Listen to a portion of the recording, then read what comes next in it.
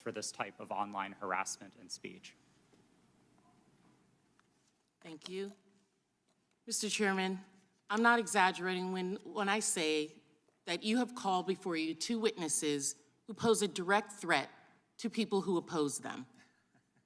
It's funny when people have to go through that. Exactly. This is unacceptable. I'm ready for it. I don't know if a lot of other people are. But just as it was unacceptable for Kevin McCarthy to provide 41,000 hours of sensitive security footage to a biased talking head in an effort to rewrite what happened on January 6th.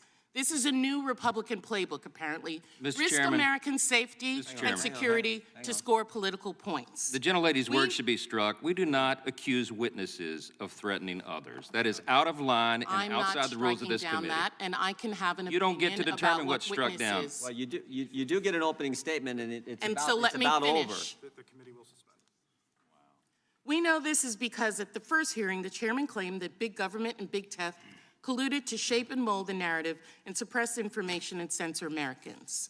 This is a false narrative. We're engaging in false narratives here, and we are going to tell the truth. I yield back. Gentlelady yields back. I would just point out the consent decree was in our report. We offered your staff also the opportunity to review the FTC letters. You have not come over to review those letters.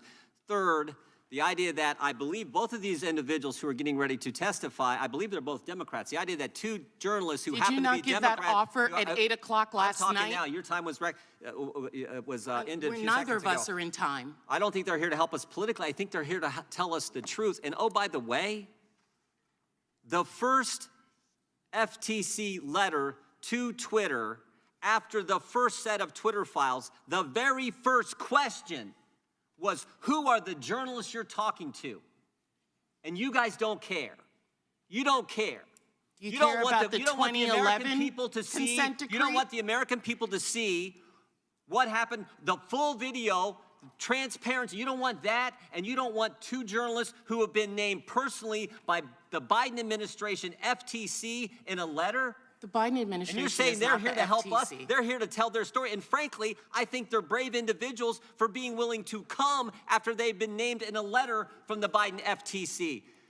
Is this your question time now? No, I'm responding to your ridiculous statements you made in your opening statement. Okay, well, let's get on with it.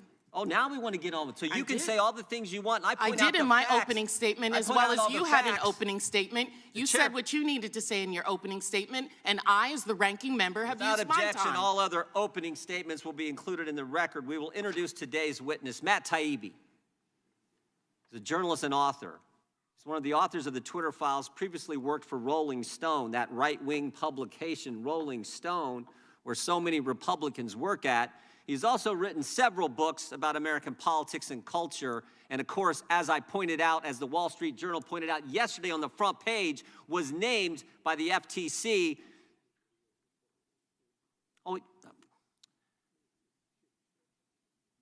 Michael Schellenberger is also a journalist, author, and one of the authors of the Twitter files. He's also co-founded several nonprofits, including Breakthrough Institute, Environmental Progress, and the California Peace Coalition, another right-wing Republican organization, I'm sure. His work often focuses on crime and drug policy, homelessness, and the climate. We welcome our witnesses and thank them for appearing today. We will begin by swearing you in. Would you please stand and raise your right hand? Do you swear or affirm under penalty of perjury that the testimony you're about to give is true and correct to the best of your knowledge, information, and belief, so help you God? Let the record show both witnesses have answered in the affirmative. Thank you, and be seated, please. We will now start.